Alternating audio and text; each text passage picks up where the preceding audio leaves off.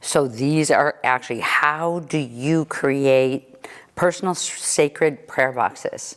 You know, that is all different cultures had, you know, so this is what I want to show you here, and also interesting shapes that you're looking for. So I want to show you this one here. You'll have to move in, but I'm going to show you this tiny one here. Working with tiny sometimes is a little bit harder. Circles and medium size is really nice to work with. With this, I want to work with a fine silver, very, very thin gauge. This is like a 32 gauge fine silver, and it's real malleable and flexible when I want shapes like this. So this has a lot of undercuts on it. So what I'm going to do is get in, and you know, the way you start is you want that real nice straight edge right here. Let's make sure my edge is straight. And then I always take my pliers and just kind of make sure it's nice and flat. Get these back up out of the way.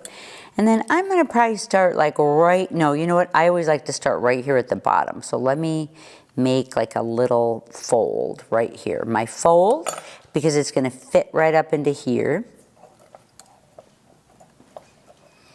There we go.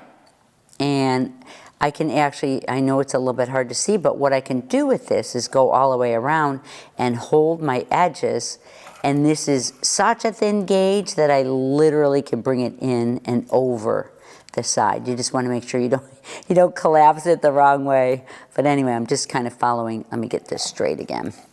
See this one side, I collapsed it a little bit. There we go. I'm trying to make sure that you guys can see it as I work my way around. There we go. And then I'm actually, it's easiest just to, you know, bring your pliers near you. And then once I have this here, I can see where I need to move up to. So I'm just going to make this part, top part here. Sometimes I lift up my pliers to get around a little bit easier. I'm not moving around a bezel. I like this shape, but if the shape, you know, you decide if the shape shifts a little bit, maybe you won't be as attached to it, maybe you will. That's going to be your decision. For me, I like the way mine is going right now. There we go. So this is a great shape. It reminds me of floral. I know if you guys have been on here before, I talk about how I'm building a lot of floral shapes. So this is almost like a flower, so it's pretty cool. Okay, and then I'm going to show you also in here, the reason why I want to show you this hollow form is I want to show you how to put your own intentions and your own words and magic and things that you're looking for in your life, just like you would a Tibetan prayer box. But we're doing it, you know, in making it our own, doing it this American version in that way. Oops. I actually would have cut it in the wrong place. For some reason, I was thinking it was there. I'm trying not to get my head in here too close. I actually need to make my mark right there. This you have to be pretty exact where your mark is going to be, because it needs to match up to, pretty exact to stay. Okay, so I'm right here.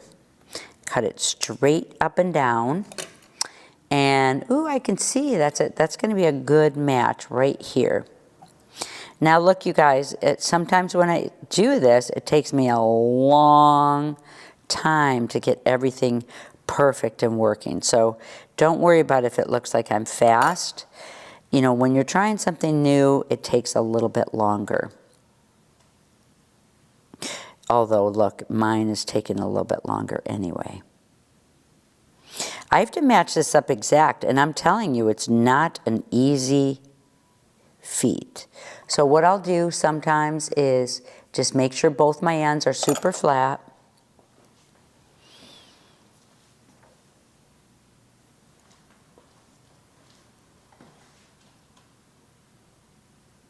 And there we go. I got it. It's just that little bit of work with it. See how gorgeously close that is? The only thing that I miss out on is I like to put a marker where I'm soldering. I don't want to open it up again, but I put a marker right on here, and we're going to go over the soldering area.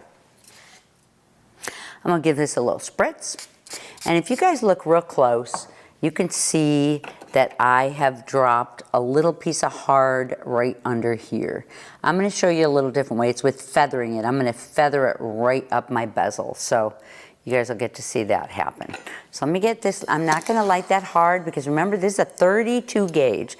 But the first thing, and I don't have to worry about the shape yet, the first thing I want to do is make sure that everything is heated up so where I'm trying to solder together doesn't spring. You know, you'll get the edges that'll just spring up and work on its own. So once I get that done, now I can kind of feather upward with my flame.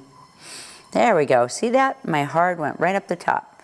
Now let me flip it over. So this is just a different way. A lot of times I show pick soldering, but this is like such an easy way to get your soldering done.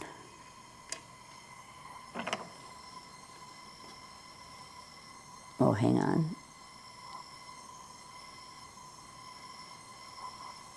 There we go. Okay, and then we can stay here. And I'm going to show you how to shape this. My board is not that hot yet, so let me get this quenched. So now I'm going to actually insert my plastic piece back in here. Make sure it fits, right? This is the time that'll tell.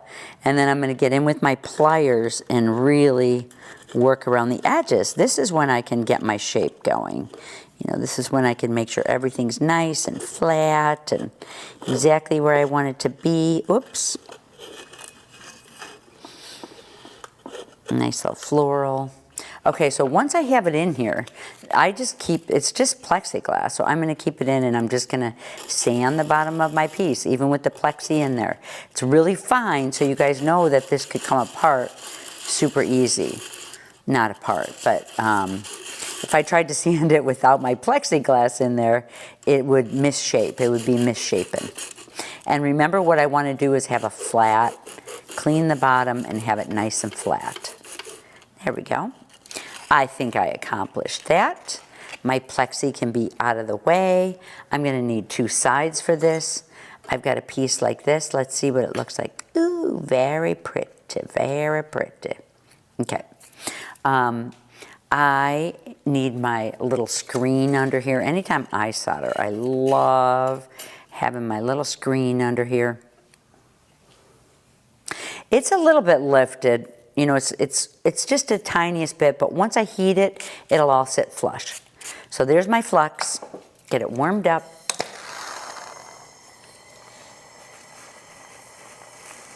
Okay, so remember the bottom plate is a 24 gauge. I don't think I told you that. And the top is like a 32. So think about where your heat is going. And let me get my paintbrush. I'm going to drop some down.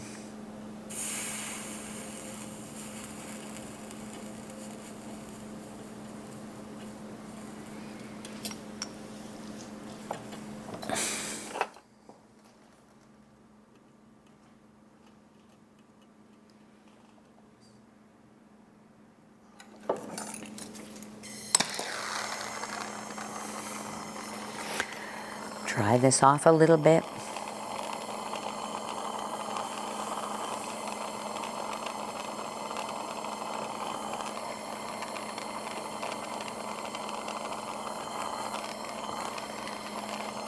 Okay, get this heated up from under.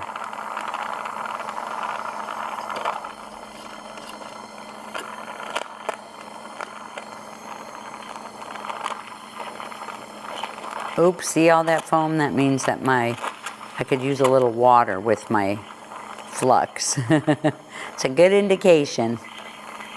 There we go. See it flowing there? Okay, everything looks like it's down. And if there's any area that isn't, like right here, I just kind of bring it over to the side. Make sure I just get everything flowing again and just press down very gently. There we go.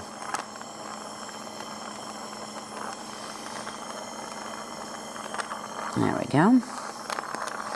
Everybody's down.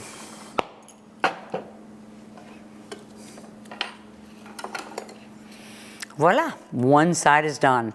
I'm gonna pickle this, cut it out with my jeweler saw, and I'll show you how I'm gonna write an intention in here and then put a top on this.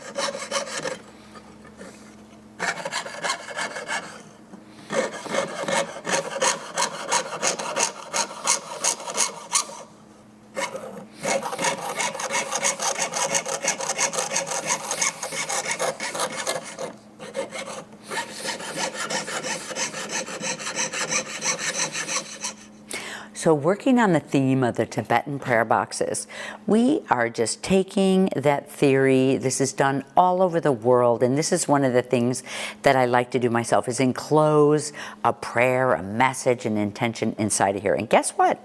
Sharpie pens are so clean that they're not considered dirty. You saw how I used the marker earlier on soldering the two pieces together. So I have a fine print. Yeah, it looks a little messy, but whatever. And actually my word lately that I have been loving is the word freedom. So I'm going to put these words right inside of here. Free, D-O-M. Woo, fit exactly. So there's my intention, and that's mine. You know, so now what a talisman is all about is that every time I look at this piece, I know the essence and the energy of what's inside here. So this is how a talisman is made. Now you can see here as I flip this over, I can solder with the marker inside here. It's not dirty. So the only other thing you have to do with a hollow form is I have a little hole drilled. Show you where my hole is. I just drilled a tiny little hole. We have to let out some of the pressure when we solder together. And I'm going to leave a little bit of room at the top just in case I want to add something at the top. So there is that. Get my flux spritz down and heat it up.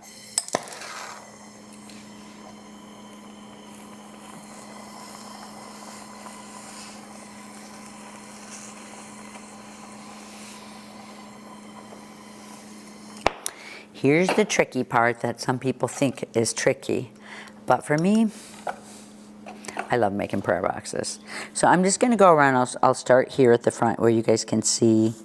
I'm just putting my solder down, and if it gets stuck there, I can move it over later. I don't need solder everywhere, but you want to make sure your chips are pretty separated. If they stack up on each other, they end up being too hard, taking too long to solder down. Like there's a couple stacked up on here. So let me break them apart. I just want them right up next to the edge. So let me get this one down the other side.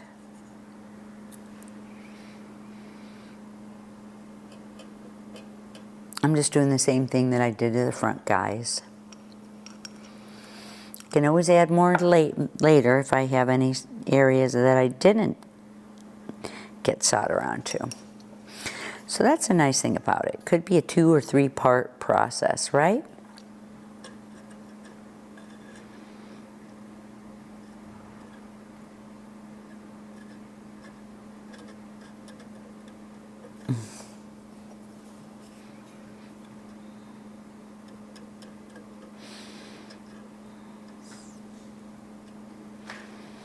It doesn't normally take as long as it did today, but whatever.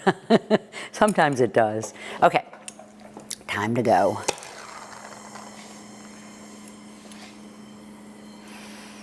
So again, I'm going to get up and under here, get everything heated up.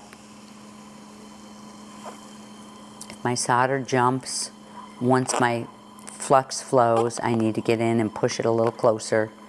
But I'm going to do a lot of my heat here. Whoop. Oh, remember, I still had my solder a little too dry, a little too dried out. Okay, there we go.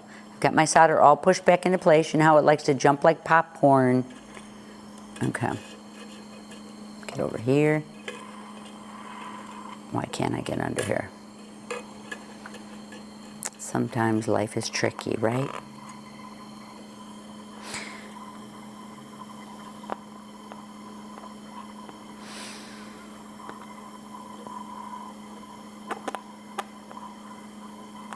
There we go. There's some nice flow going on. I can see this side is down, so you can see where I'm hitting. I want to make sure my solder is down all the way around. Oops, looks like right here we might need a little push.